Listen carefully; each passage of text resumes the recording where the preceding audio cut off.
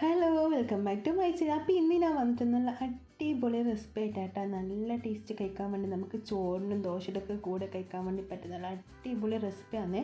എല്ലാവരും ഒന്ന് ട്രൈ ചെയ്ത് നോക്കാം കേട്ടോ. നമുക്കിത് കാണുമ്പോൾ തന്നെ കൊതിയാവും. കഴിക്കാനാണെങ്കിൽ പറയേണ്ട നല്ല എരിവും മധുരവും പുളിയൊക്കെ ആയിട്ട് അടിപൊളി ടേസ്റ്റ്. എല്ലാവരും ട്രൈ ചെയ്ത് നോക്കാം. നമുക്കപ്പോൾ വീട്ടിലോട്ട് പോവാം. അപ്പോൾ നമുക്ക് ആദ്യം തന്നെ ഒരു പാത്രത്തിലേക്ക് 1 ടേബിൾ സ്പൂണോളം വെളിച്ചെണ്ണ വെച്ചെടുക്കാം കേട്ടോ. ഇതിലേക്ക് നമുക്കൊരു 1/4 ടീസ്പൂണോളം കടുക് ഇട്ടിട്ട് നന്നായിട്ട് കടുക് പൊട്ടി വരുന്ന സമയത്ത് നമുക്കിതിലേക്ക് ഒരു 3 മീഡിയം വലുപ്പത്തിലുള്ള തക്കാളി ഇതുപോലെ ചെറുതായിട്ട് കട്ട് ചെയ്തിട്ട് ഇതിലേക്ക് ഇട്ട് കൊടുക്കാം കേട്ടോ. ഇനി നമുക്കിത് ലോ ഫ്ലെയിമിൽ ഇട്ട് കൊടുത്തതിന് ശേഷം കുറച്ച് സമയം ഇതുപോലെ ഇങ്ങനെ മിക്സ് ചെയ്ത് കൊടുത്തുകൊണ്ടേ നിൽക്കാം കേട്ടോ. നല്ലോണം എല്ലാ ഭാഗത്തും നമ്മൾ ഇനി ഇതിലേക്ക് വെള്ളമൊന്നും ചേർക്കേണ്ട ആവശ്യമൊന്നുമില്ല. നമ്മൾ തക്കാളിയിൽ നിന്ന് വെള്ളമൊക്കെ ഇതിലേക്ക് ഇറങ്ങിയിട്ടുണ്ടല്ലോ. ഇനി നമുക്കിതൊന്ന് അടച്ച് വെച്ചിട്ട് 1 മിനിറ്റോളൊന്ന് വേവിച്ചെടുക്കാം.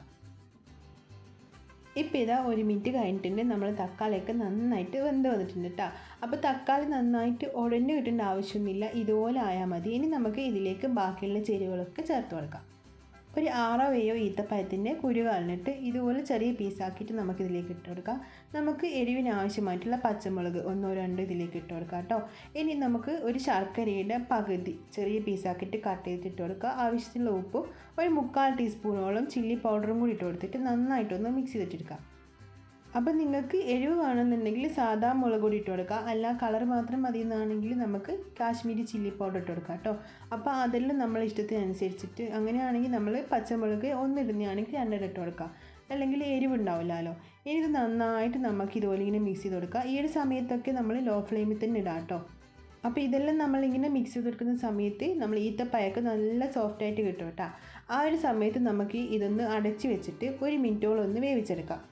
ഇപ്പോൾ ഇത് ഈത്തപ്പഴമൊക്കെ നന്നായിട്ട് സോഫ്റ്റായി കിട്ടിയിട്ടുണ്ട്. ഇനി നമുക്ക് 1 മിനിറ്റോളം ഒന്ന് അടച്ച് വെക്കാം.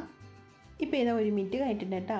അപ്പം നമ്മൾ ശർക്കരയൊക്കെ നന്നായിട്ട് മെൽട്ടായിട്ട് നമ്മൾ ഈത്തപ്പഴമൊക്കെ നന്നായിട്ട് വെന്ത് വന്നിട്ടുണ്ട് കേട്ടോ. ഈ ഒരു സമയത്ത് നമുക്കിതുപോലെ ലോ ഫ്ലെയിമിൽ ഇട്ടിട്ട് ഇതുപോലെ ഇങ്ങനെ മിക്സ് ചെയ്ത് കൊടുക്കുമ്പോൾ തന്നെ ഇതിലുള്ള ബാക്കിയുള്ള വെള്ളമൊക്കെ നന്നായിട്ട് വറ്റി വന്നോളൂ.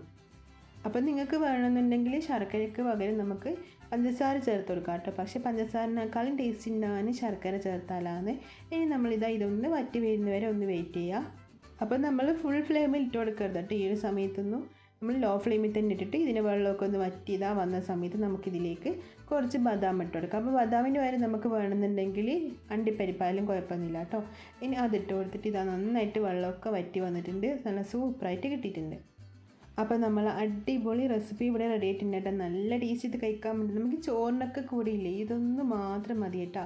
വേറെ ഒരു സാധനത്തിൻ്റെ ആവശ്യമില്ല. നിങ്ങൾ ഒരു തവണയെങ്കിലും ഒന്ന് ഉണ്ടാക്കി നോക്കുക. അതുപോലെ ദോശൻ്റെ കൂടെ നമുക്ക് ലഞ്ച് ബോക്സിലൊക്കെ കുട്ടിയൊക്കെ ഉണ്ടാക്കി കൊടുക്കാനൊക്കെ പറ്റുന്ന നല്ലൊരു റെസിപ്പിയാണ്. അപ്പോൾ എല്ലാവരും ട്രൈ ചെയ്ത് നോക്കുക. ഇഷ്ടമായാലും ലൈക്ക് ചെയ്യാനും സബ്സ്ക്രൈബ് ചെയ്യാനും ഷെയർ ചെയ്യാനും കമൻറ്റ് ചെയ്യാനൊന്നും മറക്കല്ലേ.